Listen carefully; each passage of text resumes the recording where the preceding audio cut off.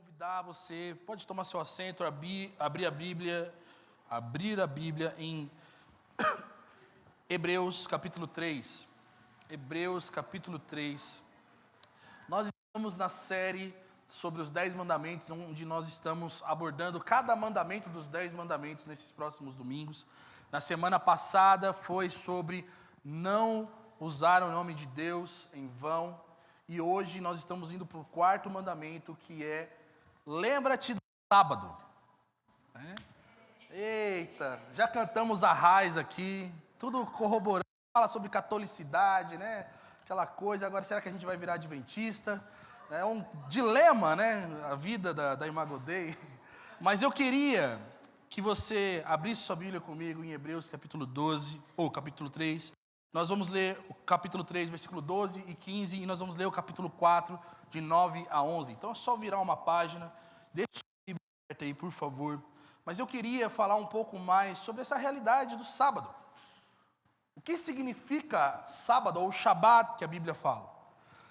Quando a gente vai para os dicionários de hebraico, os dicionários das línguas originais, das escrituras, a palavra Shabat, que é a palavra sábado, significa cessar, significa feriar, significa respirar, significa descansar, parar. Shabat não é sétimo dia. Shabat é justamente essa realidade de descanso. E é um verbo que aparece pelo menos 70 vezes no Antigo Testamento. Quando a gente fala sobre guarde o sábado ou guarde o Shabat, nós estamos falando sobre procure uma maneira de você descansar, de você parar aquilo que você está fazendo para você aproveitar do descanso. Agora, algumas curiosidades sobre o Shabat, sobre o sábado, sobre lembrar o sábado. O Shabat ele foi o primeiro mandamento estabelecido antes do Monte Sinai, uma ordem de Deus. Você vai ver Deus usando o seu próprio exemplo da criação, em Gênesis 2, versículo 3, em que Moisés escreve falando que Deus, ele santificou o sétimo dia, no sétimo dia ele descansou, né? E é estranho a gente pensar que Deus Todo-Poderoso, aquele que não se cansa e nem se fadiga, como vai dizer em Isaías capítulo 40, o Deus que não tem limites, ele escolhe descansar. Só que o que significa o descanso de Deus? Que Deus, trabalhou muito, gastou muito sua energia fazendo os átomos da terra. Não, o descanso de Deus é justamente o dia em que Ele escolhe para se deleitar naquilo que Ele cria, naquilo que foi muito bom em que Ele criou. Só que em Êxodo capítulo 16, antes mesmo de Êxodo 20, que é conhecido como o capítulo dos 10 mandamentos, Deus, ele dá uma ordem ao povo de Israel, que estava reclamando de fome. E Deus, ele faz uma coisa que acontecia acontece naquele contexto, que é cair comida do céu para esse povo. E Deus fala o seguinte: olha, já que vocês estão com fome, toma comida. Vocês vão ter a porção de todo dia vocês vão receber desse alimento vindo do céu para vocês. E no sexto dia, vocês peguem uma porção dobrada. Por quê? No sábado vocês devem descansar. Vocês não vão pegar nada no sábado. Então existe uma determinação de Deus pedindo que o seu povo descanse, pare aquilo que normalmente se faz, para apreciar, desfrutar, cessar o trabalho e ter um tempo de respiro. Respirem. Deuteronômio, capítulo 5, do versículo 13 a 15, é a repetição da ordem dos mandamentos de Deus. E eu queria ler, você não precisa abrir, mas só para que você fique contextualizado. Deuteronômio, do capítulo 5, do versículo 13 até o 15, é justamente a memorização dos 10 mandamentos de Êxodo 20, quando Deus deu no Sinai. E o texto vai dizer para nós assim: guarde o dia do sábado, para o santificar como te ordenou o Senhor teu Deus. 6 dias trabalharás e farás todo o teu trabalho, mas o sétimo dia é o sábado do Senhor, o Senhor teu Deus. Nesse dia não farás trabalho algum, nem tu, nem teu filho, nem tua filha, nem teu servo, nem tua serva, nem teu boi, nem teu jumento, nem qualquer animal teu, nem o estrangeiro que vive em tuas cidades, para que o teu servo e a tua serva descanse como tu. Lembra-te que foste escravo na terra do Egito e que o Senhor teu Deus te tirou dali com mão forte e braço estendido. Por isso, o Senhor teu Deus te ordenou que guardasse o dia do sábado. O sábado, o Shabá, ele não é somente um dia de descanso em que nós colocamos os pés para o alto e nós não lavamos a nossa louça porque é dia de descanso. O sábado, o Shabá, que Deus está ensinando para nós é nós lembrarmos do dia para o povo judeu, em que eles foram libertos da escravidão e da libertação do Egito. Pensa bem comigo, você, nesse cenário, em que você é escravo, em que o seu dono fala para você, você vai construir tijolo, e a matéria-prima para construir tijolo, ele não dava, ou seja, existia uma relação mais do que abusiva de trabalho aqui, existia, eu quero meus tijolos, e se você não entregar os meus tijolos, eu vou te matar, porque você é minha propriedade, você deve fazer isso, e o que Deus está falando é, eu tirei vocês das mãos desse senhor, que era Faraó, que escravizava vocês, que não sustentava vocês, que pedia que vocês entregassem algo para ele, e ele não te dava nem subsídio para essa entrega. Eu liberei vocês desse lugar. O Shabá para o judeu era muito mais do que essa realidade de descanso, mas era lembrar, Deus não nos faz mais escravos e nos leva a um lugar de descanso. E aqui, meus irmãos, descanso, o Shabá só funciona, não se tiver somente descanso, mas se tiver adoração. Existe uma necessidade de toda a humanidade, e é por isso que nós entendemos que, quando nós estamos sem a ação do Espírito Santo em nosso coração, nós somos tendenciosos a criar ídolos no nosso coração, para que a gente venha ter outro tipo de fonte de descanso e adoração que não seja um único Deus verdadeiro. E Deus chama o povo a guardar o sábado, ou guardar o dia de descanso. Ele está falando justamente da nossa necessidade de achar deleite em alguma coisa ou em algo. E nesse dia em que você acha esse deleite, que seja também um dia de descanso, mas também de adoração a isso que te deu esse descanso. Não existe Shabá sem descanso e não existe Shabá sem adoração. O homem, ele não foi feito para o descanso. E aqui é muito interessante. Por quê? Porque Deus é um Deus que trabalhou 6 dias e descansou no 7º.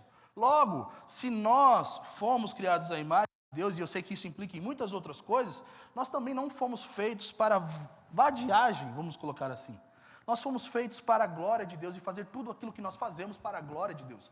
Isso requer de nós esforço. Até mesmo Adão, ele tinha o mandato de cultivar e guardar o jardim, que era uma função de trabalho para Deus. Mas Deus decreta também um dia em que o homem, ele possa descansar. O Shabá, o descanso foi feito para o homem. E aí entra uma coisa muito importante, já que nós não somos 7º dias, né, adventista do 7º dia. Não existe nenhuma força mística no sábado, ou no Shabá, vamos colocar assim. Porque é o 7º dia, ou porque é sábado, porque tem esse nome, porque você não pode fazer nada. Mas existe um esforço do nosso coração, existe uma necessidade de doutrinação do nosso coração em descansar. Mas também esse descanso envolve confiança em Deus. E além desse descanso que envolve confiança, existe uma dinâmica que nós nos esforçamos em, no dia do descanso, nós termos um tempo de adoração, de confissão, de entrega a Deus. Só que quando a gente vai para a história das Escrituras, existe uma pequena transição do que era o sábado, o 7º dia do judeu, conhecido também como o dia do Senhor, e desse dia do Senhor passar do sábado para o domingo. Porque para nós que não somos judeus, para nós que não somos judaizantes, nós não guardamos o sábado no sábado. Nós guardamos o Shabá no domingo. Pelo menos deveria ser assim. E quando acontece a transferência do sábado para o domingo, né, do sétimo para o oitavo ou o primeiro dia da semana, porque muita gente usa, Deus falou para guardar o sábado, por que os evangélicos brasileiros guardam o domingo? Ora, porque tradicionalmente, como a gente vai ver em Atos capítulo 20, versículo 7, em 1 Coríntios capítulo 16, versículo 2, a igreja de Jesus se reunia e fazia do seu Shabá, do seu dia de descanso, de deleite e adoração, o primeiro dia da semana. E por que o primeiro dia da semana? Por que os cristãos guardam o domingo e não o sábado, o sétimo dia? O sábado faz parte da aliança exclusiva entre Deus e Israel. E escreveu Deus e Israel, o Deus com D minúsculo aqui. Que pecado, né? Agora que eu vi. Meu Deus. E isso acontece antes mesmo da aliança no Sinai. Deus, ele não ordenou que ninguém guardasse o sábado, literalmente, mas que tivesse, assim como ele teve no sétimo dia, um dia de descanso, todo o seu povo descansasse no sétimo, já que eles trabalham 6 dias. O sábado também não é uma instituição perpétua, porque para nós que somos cristãos, o fim de toda a lei para justificação é Cristo, conforme Paulo vai dizer em Romanos 10, versículo 4. E em Oséias capítulo 2, versículo 11, o próprio Deus usa Oséias para profetizar que ele acabaria com os sábados, com as festas de lua nova e todas as festas. Então não existe esse preciosismo pelo dia da semana de sábado, como muita gente faz. O Novo Testamento não ordena que a gente guarde o sábado.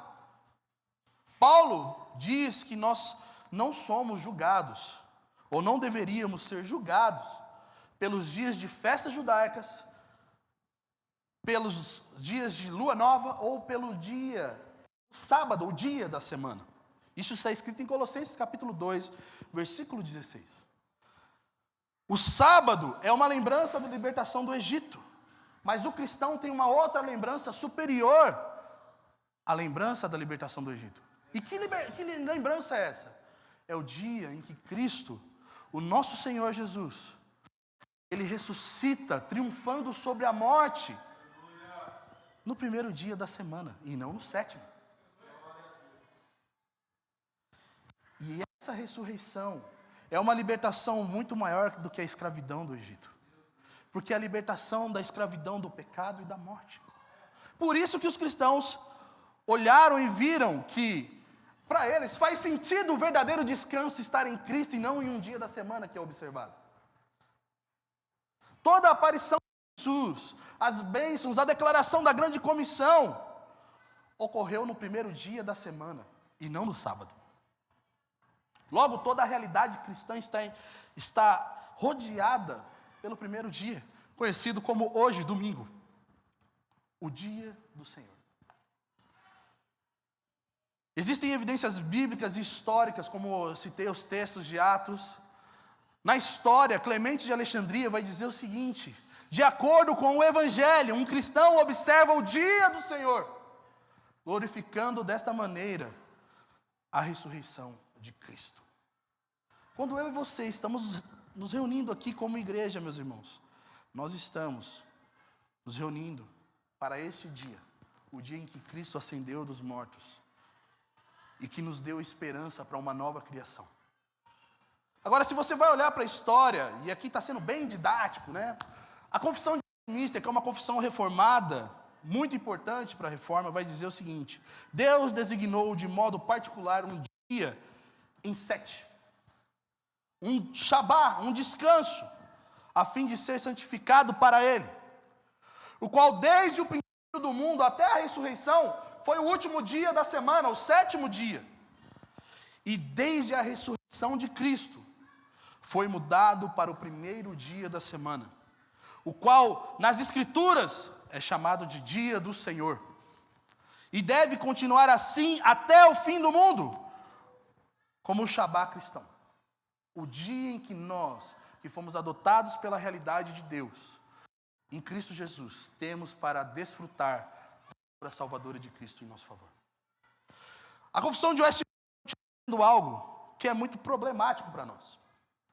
Ela vai dizer o seguinte: esse dia, o dia do Senhor, o domingo, o primeiro dia, deve ser guardado contra todos os empregos mundanos e recreações. Então nós não somos adventistas do sétimo, nos tornamos adventistas do primeiro. O cristão, ele é chamado a viver dentro desse descanso de prioridade, de que sua vida não pertence a si mesmo, mas agora ele pertence a um Senhor que o chama para celebrar a obra de sua salvação, pelo menos uma vez na semana. Só que além dessa realidade de ir ao culto no dia do Senhor, o cristão, porque foi habitado pela presença do Espírito Santo e pode desfrutar dessa nova criação que nós estamos inseridos em Cristo Jesus, é chamado a viver esse Shabá todos os dias de sua vida. Não somente no domingo, mas todos os dias o cristão tem alguém para se deleitar e descansar. E a confissão de Hildenberg vai dizer o seguinte sobre o quarto mandamento. A pergunta é, o catecismo pergunta o seguinte: qual é a vontade de Deus para você no quarto mandamento? Que é lembrar-te do sábado. O quarto mandamento é lembrar-te do sábado. A resposta é, primeiro, que o ministério e a educação do evangelho sejam mantidos e que, especialmente no dia festivo de descanso, eu compareça diligentemente à Assembleia do povo de Deus para aprender o que a palavra de Deus ensina, para participar dos sacramentos, para orar a Deus publicamente e para trazer ofertas cristãs aos pobres. E segundo, que em todos os dias da minha vida eu me abstenha dos meus maus caminhos. Que o Senhor trabalhe em mim e do seu Espírito e assim inicie nesta vida o eterno Shabá que nos espera. Nós temos que tomar cuidado, meus irmãos, com o legalismo que muitas vezes tenta nos prender nessa realidade de, olha, não faça nada no domingo ou não faça nada no sábado. Porque isso é o que pegou Jesus quando os discípulos estavam pegando espigas para comer enquanto faziam a boa obra de Jesus. Sábado, os fariseus tentavam impor sobre Jesus uma acusação de que ele não guardava o sábado.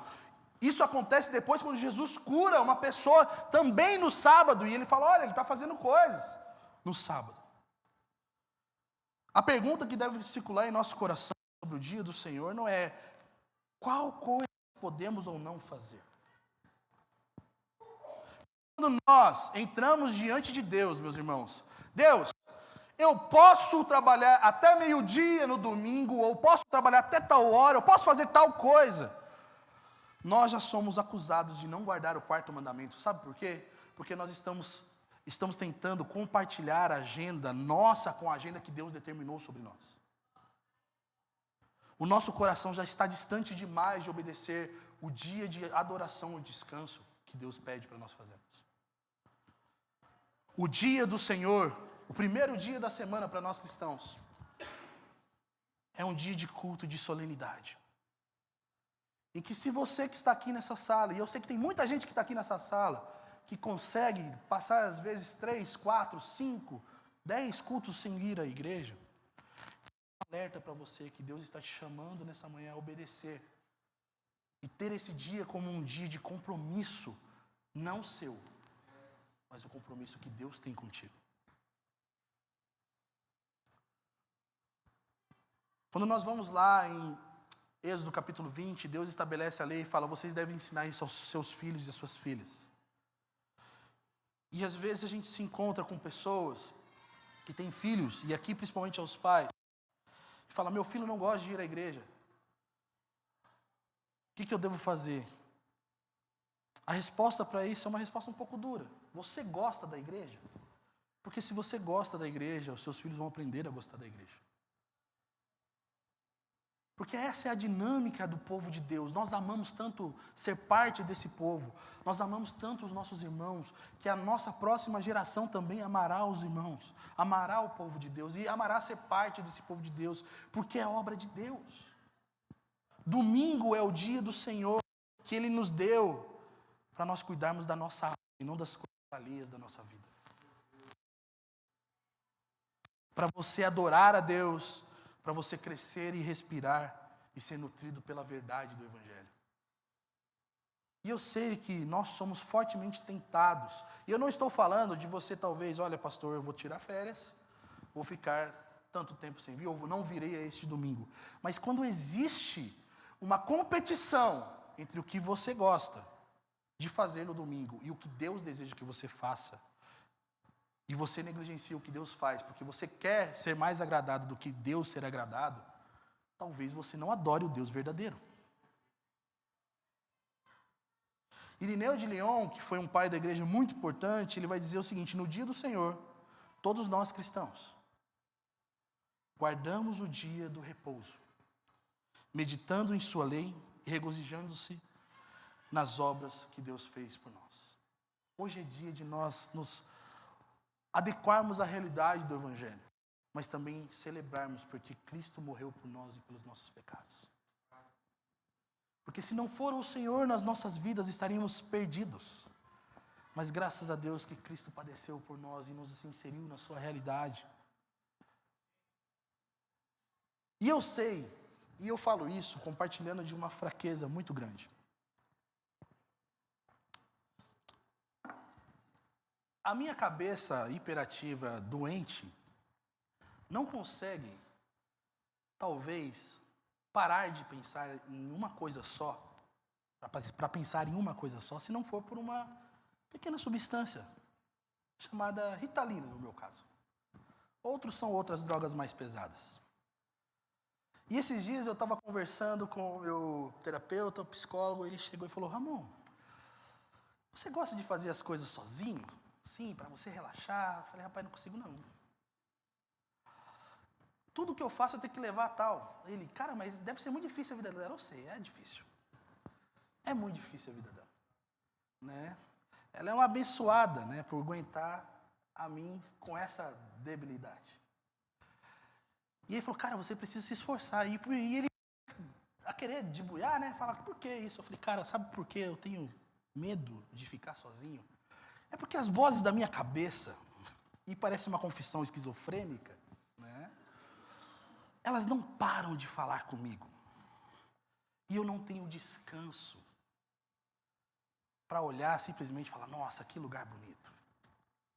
Eu fico pensando um monte de coisa e daqui a pouco a minha autocrítica começa a me atacar.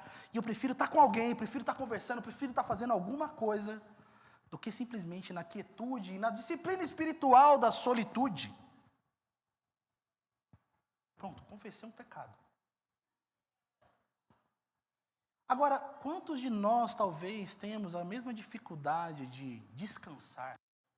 Seja por conta de um problema como o meu, ou seja porque você está com tanta vontade de fazer muita coisa, de provar para si mesmo que você é suficiente, que você não consegue entrar no descanso de Deus.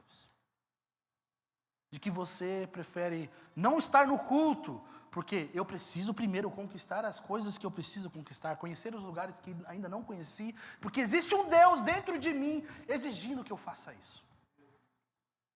E o texto de Hebreus vai dizer assim, meus irmãos. Hebreus capítulo 12. Irmãos, cuidado para que nunca se ache em qualquer um de vós um coração perverso e incrédulo que vos desvie do Deus vivo. Antes, exortai uns aos outros todos os dias, durante o tempo que se chama hoje, para que nenhum de vós seja endurecido pelo engano do pecado. Porque temos nos tornado participantes de Cristo, se mantivermos a nossa confiança inicial firme até o fim. Enquanto se diz: hoje, se ouvirdes a sua voz, não endureçais o vosso coração como na rebelião. O autor de Hebreus, ele faz essa dinâmica em toda a sua carta, de trazer os exemplos positivos, as sombras do Antigo Testamento, do povo de Israel, para dentro de sua carta. Porque ele estava escrevendo aos hebreus, que sabiam muito bem da história do seu povo. Só que ele não só pega a realidade do sumo sacerdote, do templo, do tabernáculo, dos sacrifícios, ele pega também os exemplos não muito bons. Depois ele pega também bastante exemplos bons lá em Hebreus 11, em que ele coloca ali os Avengers dos hebreus, né? Mas no capítulo 3, o autor ele está lembrando do dia em que o povo não creu que Deus era suficiente para eles, para sustentá-los na peregrinação do deserto até a terra prometida. E quando eles começam a reclamar, Moisés, você tirou a gente do Egito para morrer de sede no deserto. Como se Deus fosse muito pior do que Faraó. E quando o autor fala sobre isso, ele está usando justamente esse exemplo. Porque quando Deus vê o coração incrédulo desse povo, de manter a sua promessa, de sustentar esse povo até a terra do descanso, Deus se ira e fala, esse povo não entrará no meu descanso. E por que eles não entraram no descanso? O texto vai dizer para nós que eles tiveram um coração perverso. Um coração que acha algo de Deus que não seja a revelação de Deus. E esse coração, um coração incrédulo, para crer que até mesmo o mandamento de descansar não seja aplicável para nós. E meus irmãos, nós precisamos lutar contra isso, em todos os aspectos, seja na medida que nós estabelecemos as nossas rotinas de vida, que horas eu durmo, que horas eu acordo, que horas eu devo estar na igreja, que hora eu vou para minha casa, ter um tempo com a minha família, mas principalmente quando diz respeito a como nós vivemos os nossos dias, lembrando que nós somos de Deus e não das nossas próprias vidas. Existe um chamado para o cristão, meus irmãos, de confiar em Cristo, e somente em Cristo para descansar. Porque é esse Cristo que olha para os seus discípulos e diz assim, vinde a mim, vocês que estão cansados e sobrecarregados, que eu darei para vocês descanso, eu vou aliviar vocês. Eu vou dar um jugo que é muito mais leve que o jugo que você carrega. Existe um chamado de Deus para mim e para você, de confiar em Cristo para descansar. Porque descansar não é pôr os pés para o alto, pegar uma água de coco, deitar numa rede na beira do mar. Isso também faz parte da dinâmica. Mas descansar é ter a plena certeza no nosso coração de que Deus cuidou até mesmo do nosso futuro para o nosso bem. A falta de fé, meus irmãos, no nosso coração leva a gente a sermos considerados, como o autor de Hebreus vai dizer, como pessoas que desviam-se do Deus vivo. E eu sei que tem muita gente, talvez, aqui falando, não, mas eu vou à igreja, eu participo das atividades, eu sou parte de uma realidade de liderança. Mas quando existe falta de fé nos nossos corações, nós estamos desviados de Deus. O autor de Hebreus convida a gente a lembrar, ser exortado hoje, a respeito da boa obra de Cristo, que nos promove o verdadeiro descanso que nós precisamos para nossas almas. Em meio a dias difíceis, rotinas corridas, a nossa esperança é revigorada quando nós depositamos nossa confiança em Cristo Jesus. O descanso, ele é um presente e não um fardo. E eu sei que muitos de nós que somos viciados em trabalho, podemos dizer, não posso descansar. Descansar é coisa de preguiçoso. Não, descansar é coisa de quem nasceu de novo. Descansar é coisa que Deus nos chama a viver. O dia do Senhor, o domingo, o dia que foi santificado por Deus, quando Cristo ressuscita e traz para nós a esperança de uma nova criação, é um dia em que nós somos renovados por essa esperança. E sabe que é muito sério, meus irmãos, é que o nosso coração não pode ser engolido pelo círculo deste mundo, que Paulo vai dizer, pela contemporaneidade, de que se você não faz, você não é. O Evangelho é uma boa notícia para nós de que Cristo já fez e você é filho de Deus pelo que Cristo fez. A negligência de não descansar nessa verdade, meus irmãos, de não reconhecer a obra primária de Cristo sobre nós, de não adorar a Deus no seu dia, é considerado rebelião. Uma rebelião que não nos leva a desfrutarmos do descanso de Deus, mas sempre estar produzindo alguma coisa. Eu preciso fazer isso porque senão as pessoas não vão me ver. Eu preciso fazer isso senão eu não me aceito. A boa notícia do Evangelho é que Cristo, por meio de Cristo, você já é aceito por Deus. E como essa realidade afeta a nossa rotina? Nós não devemos ser engolidos pelo que o mundo quer dizer para nós. Você é alguém se você fizer algo. Cristo já fez, e o convite do Evangelho é: descanse no que Cristo fez. O dia do Senhor, meus irmãos, o dia do domingo que nós nos reunimos aqui, sabe aquela frase que normalmente os ministros de louvor falam: esquece tudo o que está acontecendo lá fora, agora vamos focar em Deus. Parece um pouco individualista, né? Uma coisa, mas vamos tentar aproveitar alguma coisa. O dia do Senhor é o dia para nós lembrarmos da esperança de Cristo, e que essa esperança sobrepõe todas as preocupações que nós temos no nosso dia a dia. É saber, Cristo morreu pelos meus pecados. A minha segunda-feira brava não é capaz de me redimir dos meus pecados.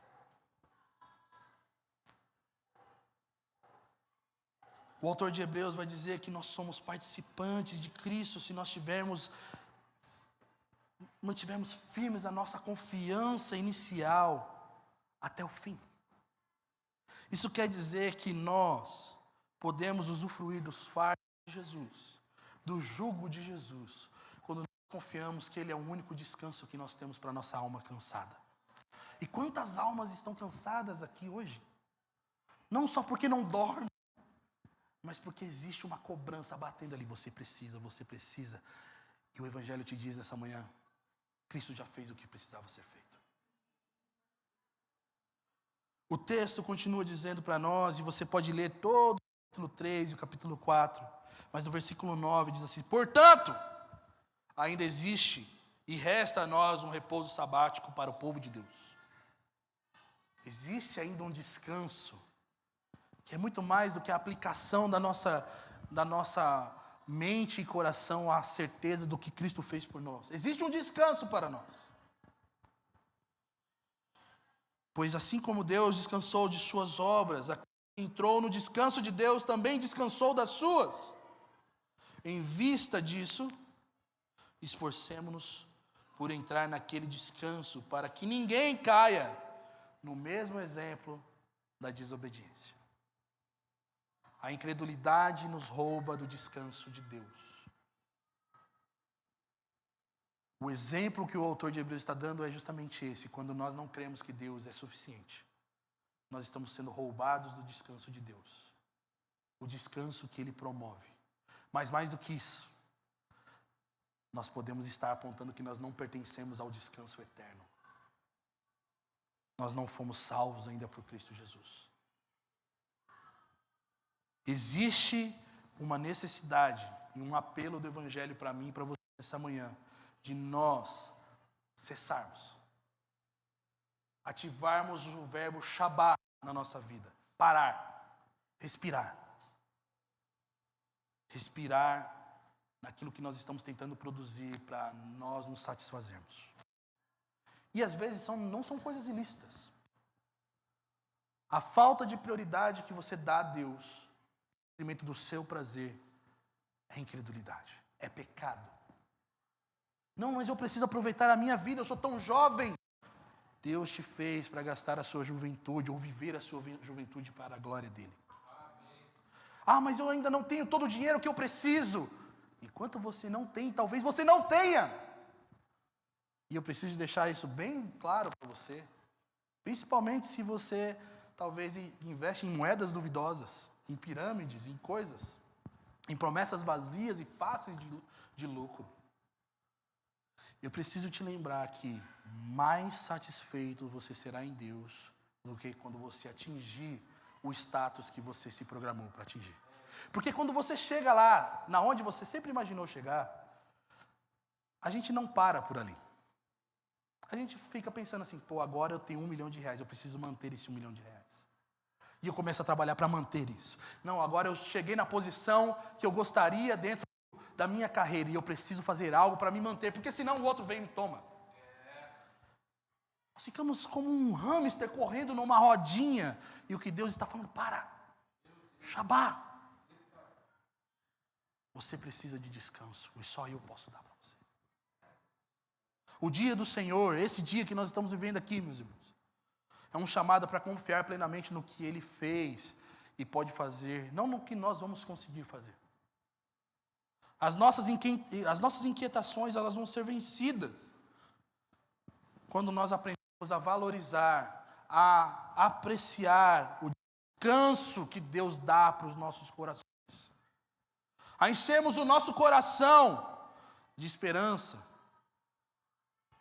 naquilo que o autor está dizendo. Vocês ainda têm um repouso sabático. A confiança do maná. Pensa bem comigo, meus irmãos.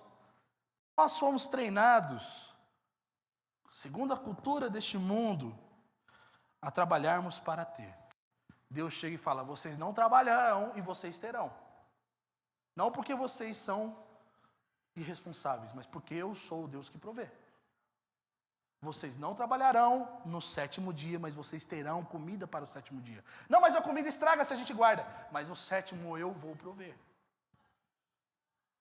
O chamado que Deus dá para o povo em relação a confiar no 6º dia, para descansar no 7º, é o seguinte, parem, não se esforcem. Parem tudo que vocês estão fazendo. Desfrute daquilo que eu já fiz. E me adorem. Amem aquilo que eu fiz. Prestem cultos a mim. E para nós, nessa vida louca, isso é um esforço.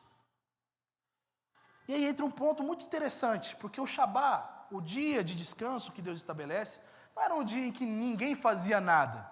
Principalmente se você fosse sacerdote.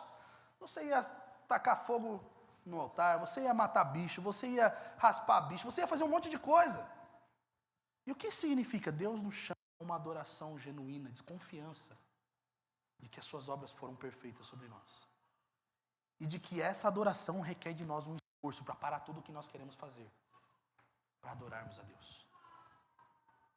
O descanso sabático é fazer de Jesus o centro das nossas vidas, meus irmãos. Significa deixar da gente tentar ficar buscando aprovação, significa a gente tentar ficar buscando o olhar das outras pessoas e entender que Deus já nos vê. Deus está nos olhando hoje, diante do seu dia. Parar de tentar promover um ciclo de justiça própria, Shabá sobre a justiça própria, e confiar na justiça de Deus imperando sobre nós.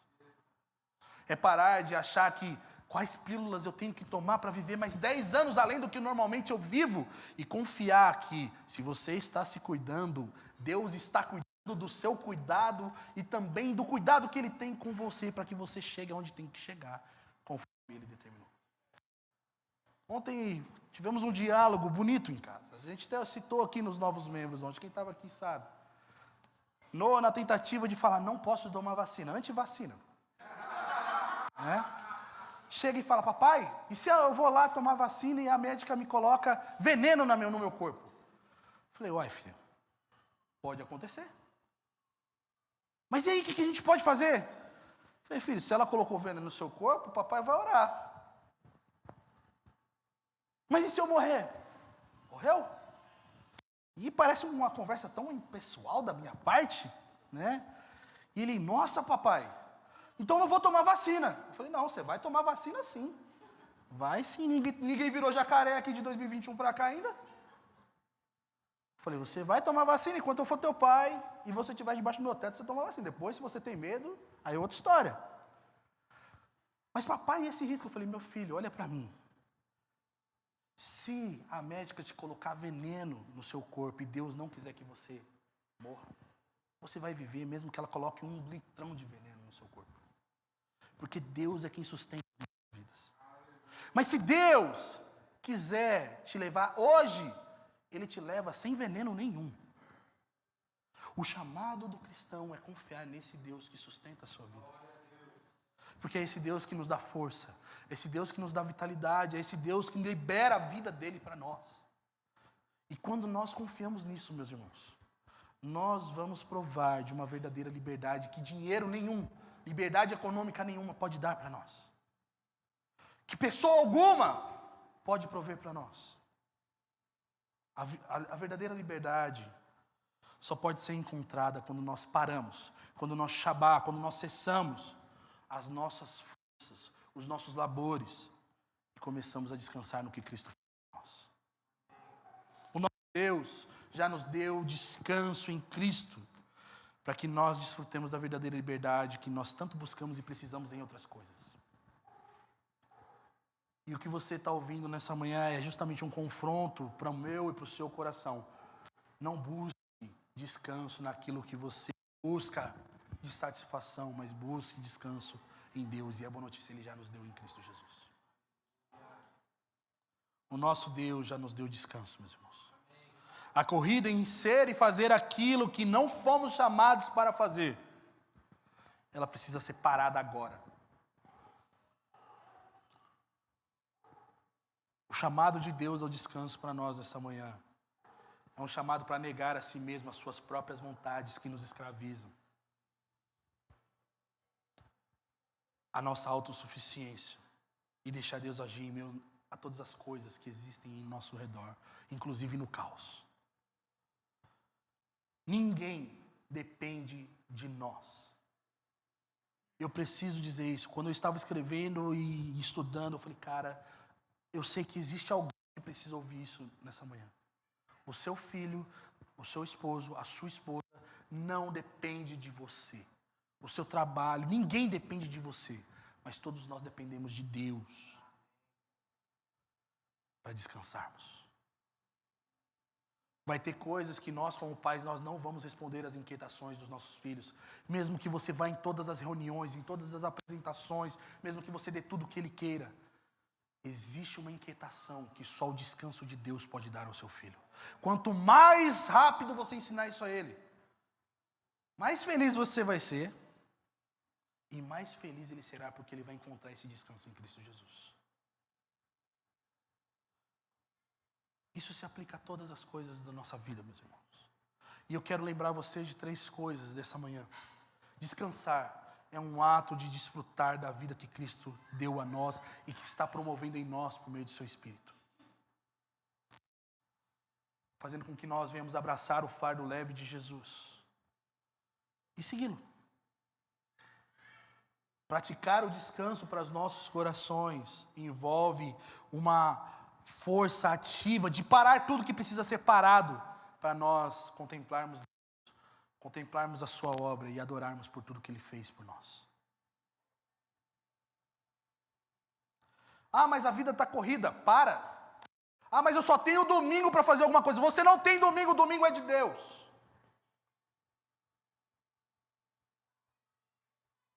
Se a sua agenda é sua, e você não tem dentro dessa sua agenda um tempo para Deus, um dia para Deus, você não é de Deus. Então para, pelo amor de Deus. Para hoje. Ah, mas eu não vou chegar onde tem que chegar. Não tem problema, você já chegou em Cristo Jesus nas regiões celestiais. Você já chegou onde Cristo queria que você chegasse. E isso é mais importante do que o que os seus pais acham, do que o seu patrão, do que você mesmo acha de você mesmo. Para tudo agora. A segunda coisa que nós precisamos lembrar é que descansar é uma ação que só pode ser feita em Deus. Por isso que Ele é quem estabelece o descanso. Porque os outros ídolos não nos dão descanso.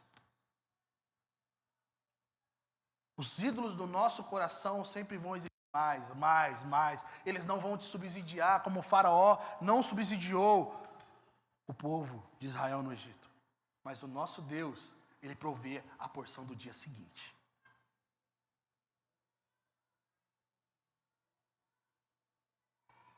E descansar, a última coisa é que exige de nós perseverança, Porque todo o texto está dizendo isso para nós. Esforcemo-nos para entrar no descanso. Se esforcem para confiar no Deus de vocês.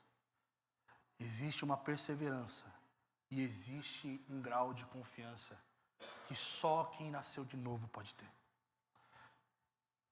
Nessa manhã Deus está aqui te chamando. Ei, vinde a mim, você que está cansado. Eu vou te aliviar. Ei, não, mas para tudo. Me ouça. Porque aquilo que você está fazendo não vai resultar em nada além de escravidão e sofrimento. Mas eu, Deus Todo-Poderoso, que posso dizer para você, descansa. Descansa. Priorize o dia do Senhor, priorize a vida comunitária, porque é nesse lugar que a sua esperança é renovada por meio do Evangelho. Porque o Evangelho é poder de Deus para todo aquele que crê. A fé vem pelo ouvir a palavra. Então, se está faltando fé, é porque talvez nós estamos ouvindo muitas outras coisas e não a palavra, que é o Evangelho. E o culto público é isso. Então, meus irmãos,